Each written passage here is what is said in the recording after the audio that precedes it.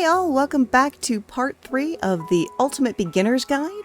Today we're going to talk about movement, missions, and Beginner Island, so let's get right to it. When you first enter the game, you'll get a small 3-page introduction to the game, and after that you're placed on a dock of a small island. Movement is fairly typical in both keyboard and controller modes, using W, A, S, and D for the keyboard, and left stick for movement and right for camera on the controller. Shift, or pressing down on the left stick for sprint, the C or B button to crouch, and spacebar or the A button for jump. Jumping on a vertical surface allows you to climb the surface. You can interact with items or pick them up using the E key or the X button. The left-hand mouse button or right trigger uses your main hand, and the right mouse button or left trigger uses your offhand, or a secondary effect on a two-handed weapon. The secondary effect from a primary weapon will supersede an offhand item, so if you have a staff and a monster prism both equipped, the right mouse button will use the staff's buff ability. Alright, as you were moving around you may have noticed some missions being completed, so let's talk about those. The first quest in your missions list is to check your missions screen, which can be accessed by hitting P on your keyboard or using the menu button on controller and navigating your way to the screen. Opening up the mission screen will complete one part of a mission. There are currently 13 different tutorial-like missions that walk you through some of the basics of gameplay, and 45 missions in total.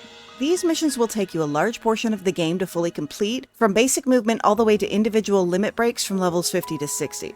Completing any objective on the mission screen will give you a reward, and once a full mission is complete and claimed, you'll get another reward.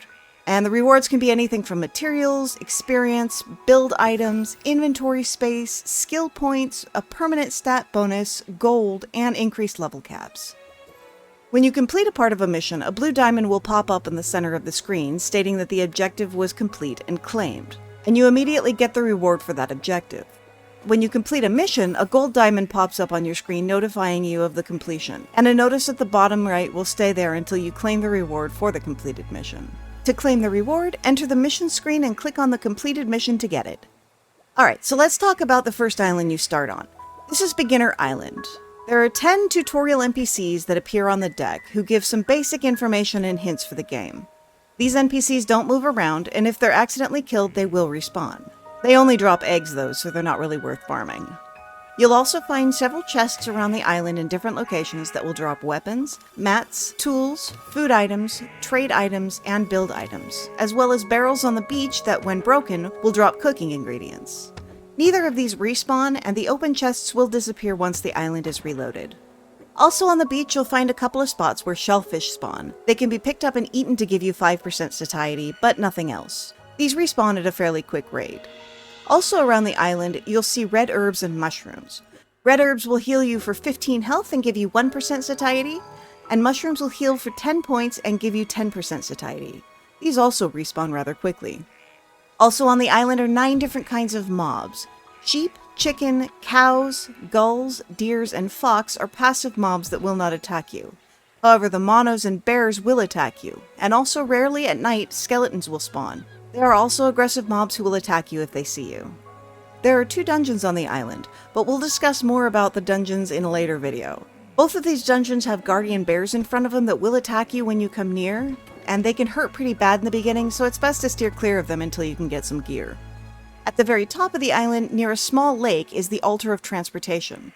And this is one of the few island-generated objects that you can actually pick up, and you can do that by holding down E or the X button. Altars of Transportation allow you to move from island to island, but we'll go into that as well in a later video. Picking up or putting down the altar does not change your spawn location, and there's a separate item later on that will allow you to do that. And that's all we have for this video. Episode 4 will be up next, where we talk about gathering, crafting your first tools, and advancing your age in the game.